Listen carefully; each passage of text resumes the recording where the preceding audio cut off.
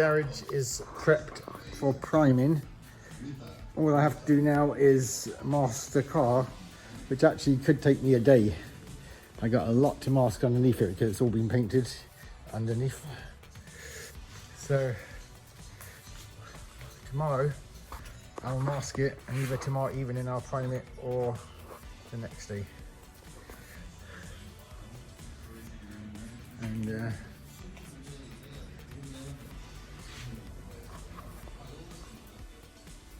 it's gonna look awesome silver.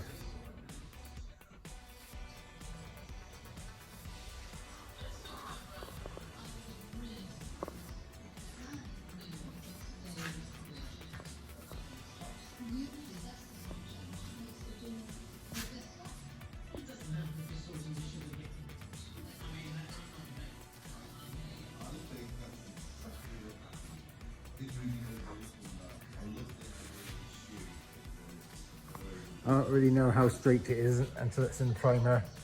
It's going to have a few little imperfections here and there, and I'll take care of that on top of the primer.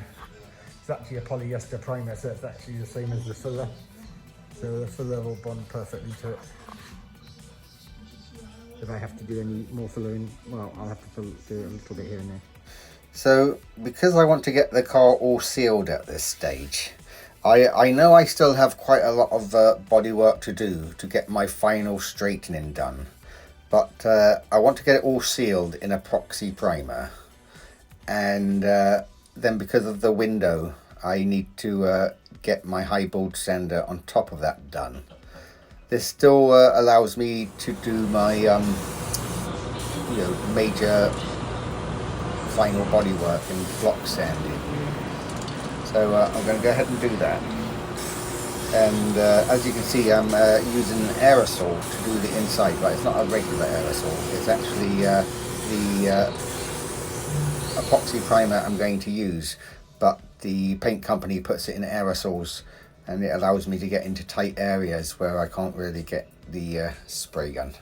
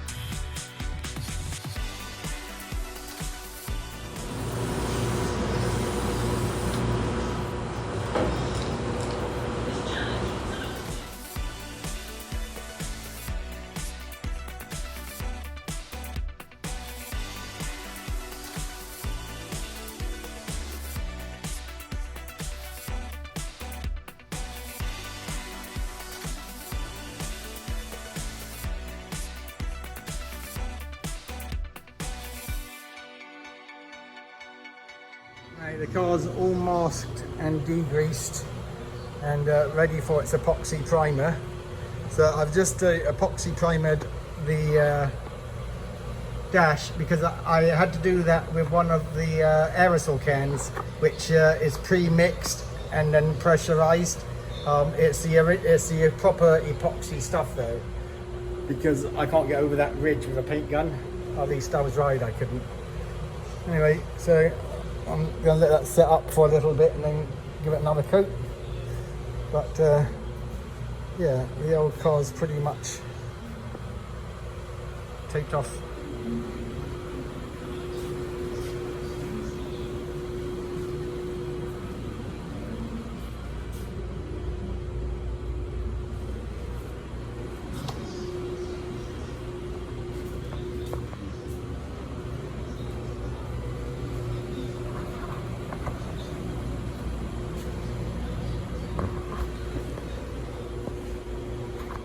So the aerosol allowed me to do quite a thorough job in all the edges I need to do inside. And I will, there's a window in which you have to get the highball primer on there to seal in the epoxy. Otherwise you have to re-sand down the epoxy and redo that. This is the manufacturer's data sheet on that. It's a PPG, and PPG has some funny rules, but they do have really good quality products. And a lot of people will, you know, sandblast their projects and it's got holes in it everywhere and this, that and the next thing. And then they'll epoxy primer it and then start their body work, because that seals in everything. And that is quite a good way to do it. You know, once you've treated the metal and, you know, rust treated it and done what you're going to do, epoxy primer is a very good thing to seal everything in to stop it rusting. But I didn't have to do that because I'm doing it in a nice dry garage, and you know, I had so much to do on this, that wasn't necessary. But at this stage, even though I still realize I have quite a lot of work to do, I did want to get it all sealed in the primer, and so that's what I did.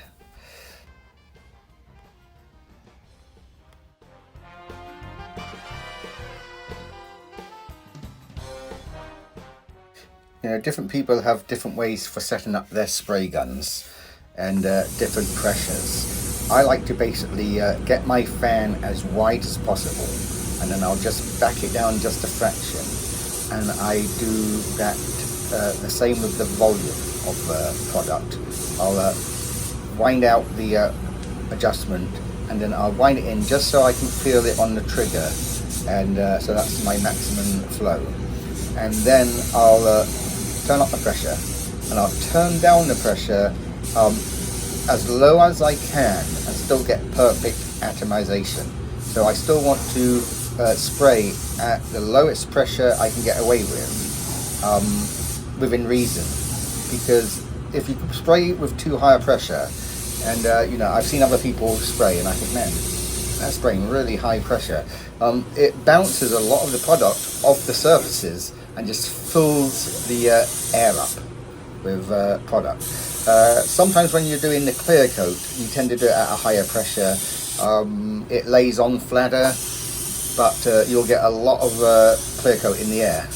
But yeah, I am no expert, and like you've heard, you know, I don't do this on a regular basis. I don't do it for a living. You know, I do, you know, one car every couple of years or so. So I really don't do it enough to become totally fluent in or knowledgeable in the best way to do things. So you know, I'm not saying take my advice verbatim. You know, it's just how I've found that it seems to work best for me. Anyway, you know, the car's really huge, so I'm doing all the interior and the door jambs and everything first, so that I can basically close all that and then do the outside. Now, filler, you know, Bondo, you know, filler can be done on top of epoxy and other primers. In fact, it keys very well to it. So in general, primer is a thinned out version of filler.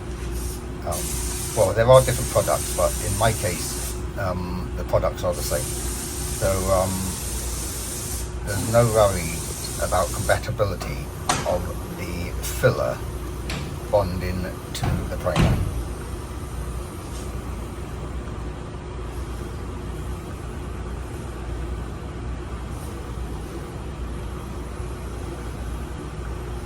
I have my lovely Samantha helping me, and it's always a big help if you have somebody helping.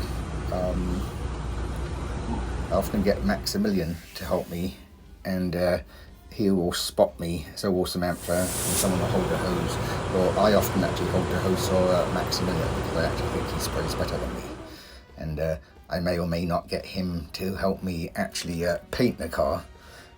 He may actually end up being the one who sprays it. Anyway, as you can see, I'll go around all the edges so that I can close everything to do the final rest of the car. This car's really big, so it's a little bit challenging. And when I talk about adjusting the spray gun, obviously if you're doing edges and inside the door jambs and stuff, you want to turn down the fan so you're not wasting masses of product.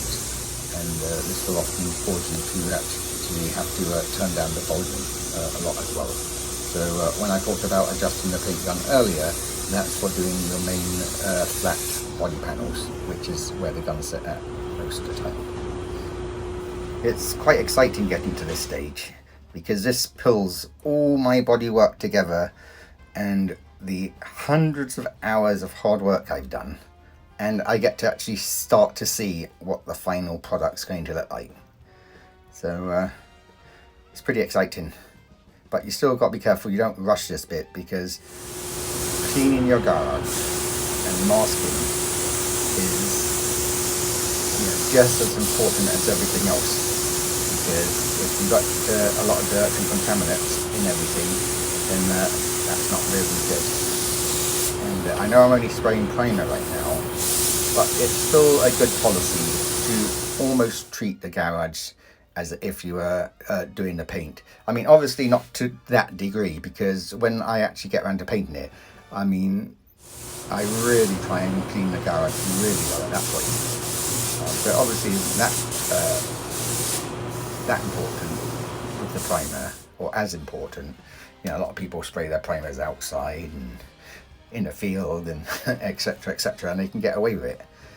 But in general, you want to try and make, every time you spray anything, you want to try and make the environment as clean as possible. And, you know, masking is equally important. You know, I've done a really nice job underneath the car, and I don't want that coloured in overspray as well. Although I'll probably go back over it afterwards and mask off the body and re-black some of it. Because I haven't spent the amount of time I needed to mask underneath it. Also, I will actually mask it several times, because it's not good to rely on the first set of masking, you know, in between the bodywork and sanding and priming and painting and re-priming. Plus there's 3 different priming products I use. I use the epoxy primer, and then I do a high build primer on top of that within the allotted time allowed to seal that in. Then I do my repairs, and I'll re-epoxy primer on top of the repairs. That sticks to absolutely everything. And then when everything's done and it's as straight as I want it to be, I'll probably re-epoxy the whole car again. And then I'll go over it with my 2K primer, which will be my final primer, and I'll give it a good few coats of that. And then there may still be a few spots that I'm not that happy with, which I might block sand.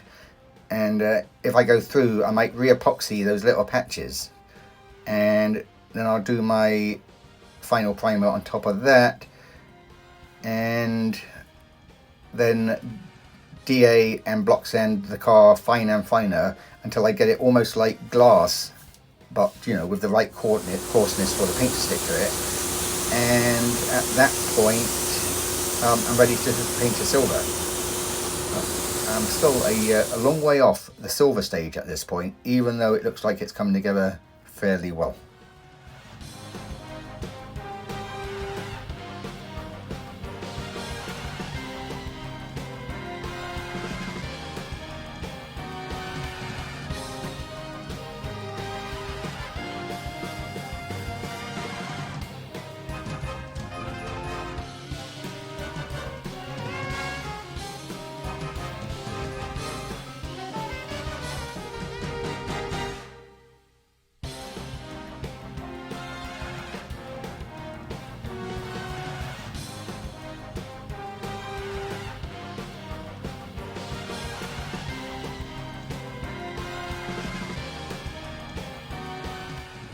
When you're doing your priming, it allows you to, you know, finesse your technique for when you're going to spray it with paint. Now, I don't always do the primer as if I'm going to paint the car. There's various things you want to do when you're actually painting the car, which you don't really have to do when you're priming. But anyway, you really don't want to, when you're painting a car, you don't want to go up to the edges of the door. You always want to go over the edges. So you never want to, you know, spray a panel like a fender or a door and just paint the door and then move to the next panel, because then you'll build it up far too thick on the edges, and that's not good, because that is a potential for it chipping there down the road.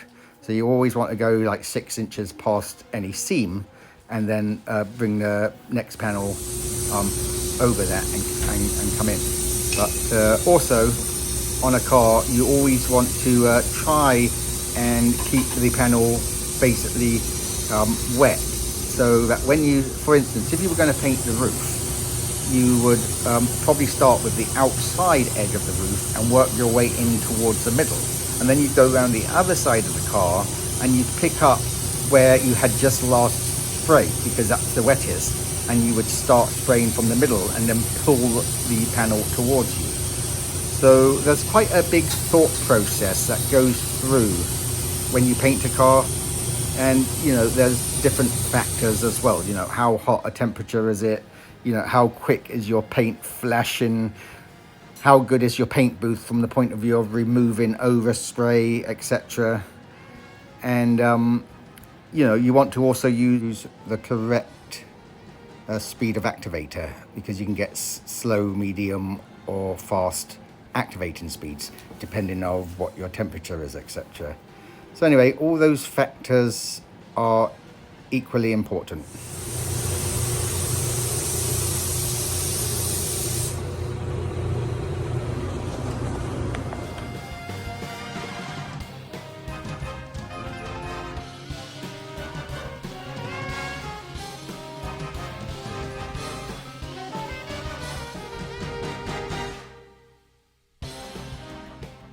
I'm sure a lot of you can relate to the rewarding feeling of seeing your project coming together and starting to look really good.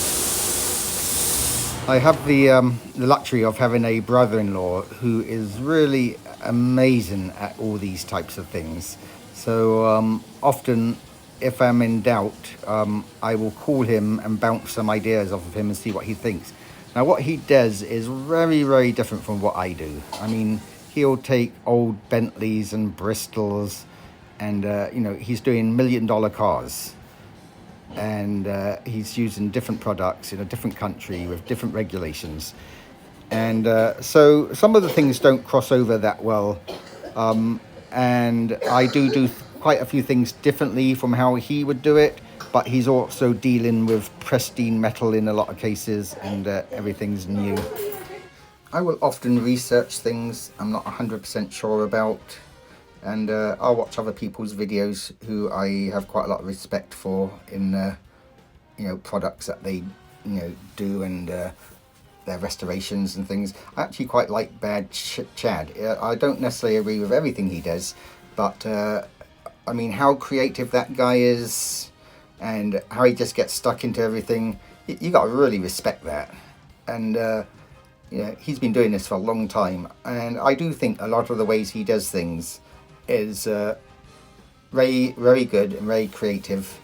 And you know, sometimes I'll use some of the things he does and do it that way, or I'll do it a combination of what I've been doing and what he does. But he's a great guy. He really does inspire a lot of people to do things like this, which I hope I can do too. And yeah, it's really nice to see his work. Definitely somebody different, and I always like different. You know, I don't know Bad Chad, never spoken to the guy, but you can see that he really thinks outside the box, as I believe I do. And I'm sure a lot of you out there are the same way. When you do things like this, you really have to think on your feet and look at different ways to approach things, especially when you do quite a lot of customization and fabrication. And tomorrow I'll hit it with the 2K primer, and then I'll start doing my final finesse bodywork.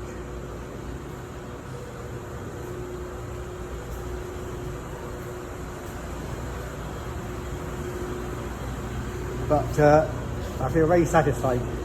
It's in one colour, no reactions, everything's sealed, and so I'm now heading for a home run. Now, epoxy primer is kind of strange stuff. It's not like regular primer, and you're not trying to do a high build surface with the epoxy primer. The epoxy primer is kind of a sealer, rust inhibiting, bonding style coat. It has a lot of really good properties on it, and if you're going to spend some decent money, the epoxy primer isn't a bad place to do it.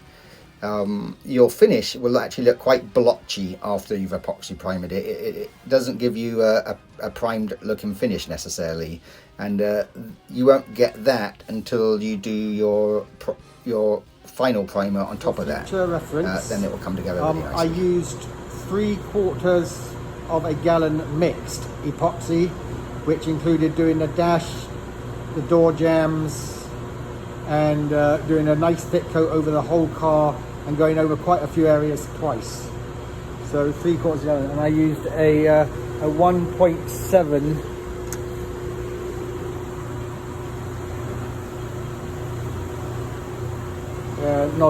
tip on my spray gun. I bought this spray gun especially for doing the epoxy. It was a cheap gun, but it had a lot of good reviews, and it sprayed it on very good. And tomorrow I'm going to spray my slick sand with a gun I purchased, I think, for about 65 bucks, which had great reviews, but I also needed a large tip. So I bought this gun, and I'll use that tomorrow.